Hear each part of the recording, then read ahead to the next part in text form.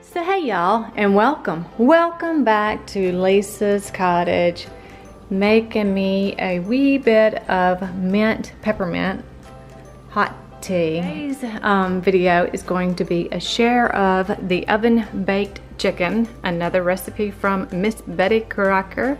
I've made this for Ken more times than I can count, and he absolutely loves this chicken. I don't fry chicken on top of the stove in a skillet with oil, therefore I will make it in the oven, and he says it tastes almost as good, but it may have been so long since he's had someone's actual homemade fried chicken he doesn't remember that. So anyway, he likes it.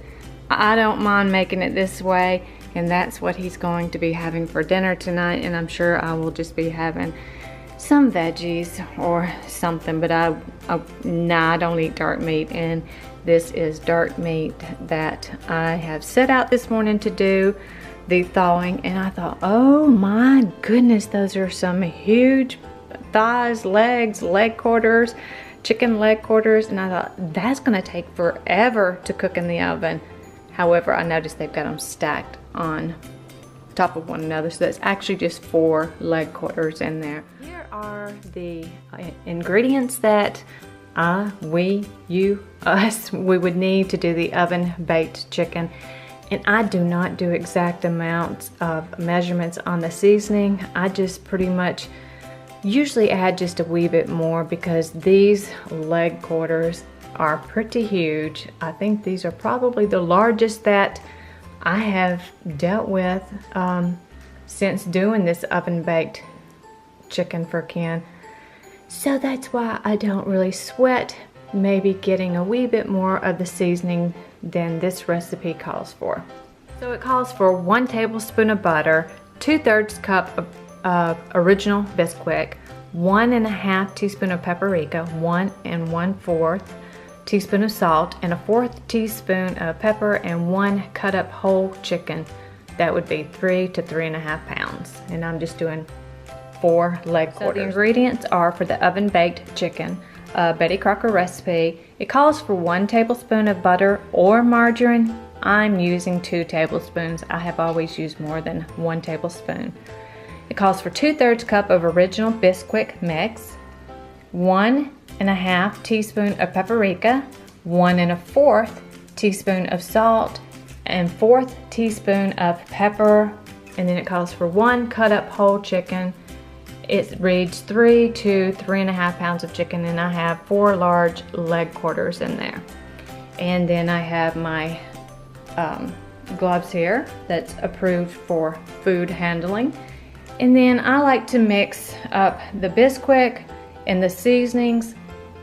Put all 4 of those, the Bisquick and the paprika and the salt and the pepper, I put all of those into a bag that I can zip up, and you can hear my oven's ready, that I can zip up, and it's just like, I do it like a shake and bake, if you've ever had any type or form of a shake and bake pork chop or chicken. And I just put 1 leg quarter in the bag and try to get it very well coated, and I just do 1 at a time. And the butter is actually going to go in to the Pyrex dish, and I'll put that in the oven, let that melt while I'm coating the leg quarters. So that's what gives it the oven baked fried chicken, is the butter melted in the Pyrex dish. So I'm going to put all of these ingredients into the bag, get my gloves open up the chicken package here, and get to coating them, and I'll show you what that looks like. First, I'm going to get my butter in the oven. And the oven has already preheated, and you will put it in an oven that is preheated to 425. That's where we're going to get that fried chicken crunch from. And there I have those ingredients mixed together in the bag. The original Bisquick mix, the paprika, the salt, and the pepper. I have the Pyrex dish in the lower oven, melting the butter, and I had to go ahead and make up another batch, being that these leg quarters were absolutely huge. So that's actually, I doubled the ingredients because once I started trying to get one coated, I was like, there's just no way this is going to get all 4 of those and get them real well coated. So that's why you see I have extra on the cookie sheet there, because I did have extra. And not only did I double the batch here to coat these really well, I also just got a really large plastic storage container and just put the ingredients in it and just flip these back and forth until they were well coated. And then when I put them in this pan, I just went ahead and topped the rest of it off on top, because when I put it in the Pyrex dish over there, once the butter has completely melted, once it gets to that sizzling point, when I put the chicken in, I will put it skin side down. So this is the skin side up right now, but when I put it into the hot butter over there, into the hot pan, I will want to put it down so it will give it that crunchy fried crunch. I just checked it and it's not doing that little sizzle pop yet, so that's what I'm waiting on. It's melted, but it's not doing that sizzling, and that's what you need. Is you need it to add that little bit of that sizzle to it when I first put the skin side down, and that will start the crunching part of this oven baked chicken. That's what it looks like when I melt the butter. Now I'm going to get the chicken in there before it cools off too much. So I thought that was going to be a problem. These extra large leg quarters is causing me a wee bit of issue today, and doesn't happen on those days you really wish things would run a little smoother, because there's already rough bumps and dips and potholes and curves and twists and turns in your day already, and then it seems like one more thing to add to the rough ride of this journey called life. I had to separate the two, so now I'm heating another Pyrex dish on the upper oven over there, because those four leg quarters were not going to fit into that one Pyrex dish, and I should have known that it wasn't, because in the past 4 I did good to get the 4 in that weren't this mega sized. So now I'm waiting for that one to heat up, and I'll just go over the directions with you here while I'm waiting on the top one to melt and get hot. Stir together the Bisquick, the paprika, the salt, the pepper, and coat the chicken. Usually you can use a plastic Ziploc bag, being that these quarters were so large I had to use a plastic storage container, and you can put the lid on it and you can give it the same kind of shaken effect that you would if you had it in a Ziploc bag. Heat together Bisquick, paprika, salt, and pepper. Coat chicken. Place skin side down in dish. Dish and butter should be hot.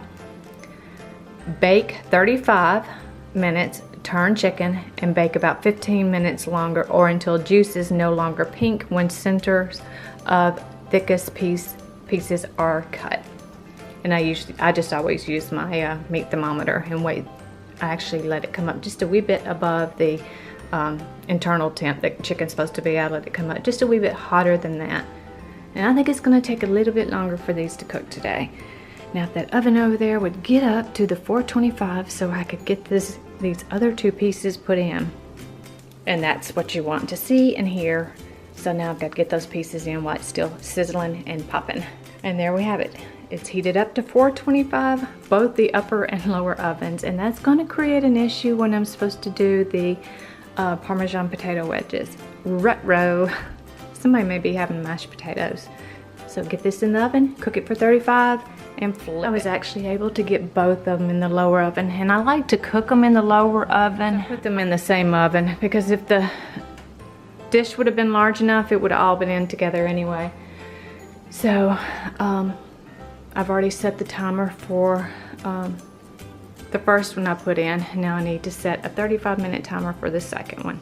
So there it is on its first flip. It's been cooked for 35 or almost 35. I took it out just a little bit before 35, and I'm going to put it back in for another 15, and then I will start checking the internal temp and make sure it's up to the safe temp to eat poultry, chicken.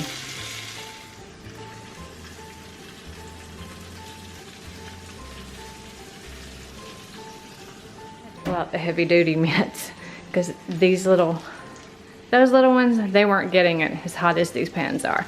Took this one out, getting ready to flip it and put it back in.